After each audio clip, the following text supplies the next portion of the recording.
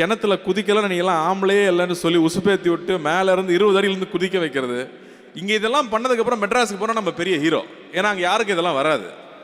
அப்படி இங்கே அத்தனை விஷயம் பண்ணுறது, இந்த லைஃப் ப்ரிப்பேர் பண்ண விஷயம் இருக்கு இல்லையா, அதுதான் இன்னைக்கு வரைக்கும் எனக்கு ஸ்ட்ரென்த்தாக இருக்குது.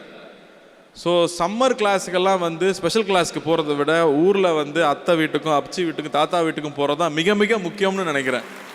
இந்த படம் மறுபடியும் அதே தான் சொல்லுது.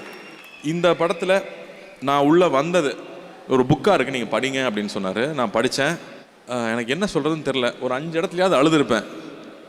அந்த புக்கை படிக்கிறப்போ அதில் இருக்கிற எல்லா மனிதர்களும் கண்ணால் பார்க்க முடியுது. அப்படி ஒரு எழுத்து அவர் எப்படி எழுதினாருன்னு எனக்கு புரியவே இல்லை.